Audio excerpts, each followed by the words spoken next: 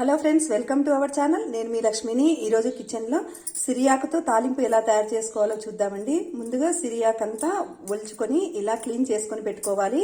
కాడలు వేసుకోకూడదండి. లేత కాడలు అయితే లైట్గా వేసుకోవచ్చు, లేకపోతే ఉట్టి ఆకే వేసుకోవాలి. కొంచెము ఎక్కువ కొత్తిమీర యాడ్ చేసుకోవాలి. ముందుగా స్టవ్ మీద కుక్కర్ పెట్టుకొని కుక్కర్లో కొంచెం ఆయిల్ వేసుకోవాలి. ఆయిల్ వేడయ్యాక పోపు దినుసులు వేసుకోవాలి. శనగపప్పు కొంచెం ఎక్కువ వేసుకుంటే చాలా బాగుంటుందండి. శనగపప్పు వేగిన తర్వాత కొంచెము కందిపప్పు కడిగి పెట్టుకోవాలి, ఇందులో వేసుకోవాలి. 2 నిమిషాలు వేపుకోవాలి. ఇందులోనే గార్లిక్ పేస్ట్ వేసుకోవాలి. ఇందులోనే మనము బాగా చేసుకున్న సిరియాకునంతటిని ఇందులో పెట్టుకోవాలి. సిరియాకు పైన టమాటో వేసుకోవాలి. వాటర్ లేకపోతే కుక్కర్ విజిల్ రాదు కాబట్టి కొంచెం వాటర్ యాడ్ చేసుకోవాలి.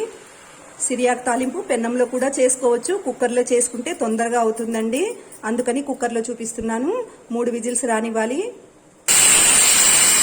ప్రెషర్ అంతా పోయింది. ఇలాగే కుక్కర్లో లో ఫ్లేమ్ పెట్టుకొని వాటర్ పోయేంత వరకు మగ్గ పెట్టుకోవచ్చు. లేదంటే సపరేట్గా స్టవ్ మీద ఇలా పెన్నం పెట్టుకొని పెన్నంలో వేసుకోవచ్చండి. ఇలా కూడా చేసుకోవచ్చు. సిరియాకు తాలింపుకు మీకు ఇష్టమైతే టమాటా వేసుకోవచ్చు, లేకపోతే చింతపండు వేసుకొనైనా చేసుకోవచ్చండి. టమాటో ఫ్లేవర్ చాలా బాగుంటుంది, అందుకని ఇలా చేశాను. ఇలా చేసి ఎలా వచ్చిందో కమెంట్ పెట్టండి. ఆకుకూరలో వాటర్ వేసాం కాబట్టి వాటర్ పోయేంత వరకు ఇలా మగ్గ పెట్టుకోవాలి. రుచికి తగినంత ఉప్పు, పసుపు, పొడి కారం, కొత్తిమీర వేసుకుంటే ధనియాల పొడి అవసరం లేదండి. ఇలా బాగా కలుపుకోవాలి. మీ దగ్గర డ్రై మునగాకు ఉన్నా కూడా వేసుకోవచ్చు ఇందులోనే. ఈ ఆకుకూర తాలింపు రైస్కి కానీ, రోటీకి కానీ, చపాతీకి కానీ చాలా చాలా బాగుంటుందండి. ఒకసారి ట్రై చేయండి. సిరియాకు తాలింపు ఆరోగ్యానికి చాలా మంచిదండి. వీక్లీ వన్స్ కంపల్సరీగా ఒక్కసారి తీసుకోండి.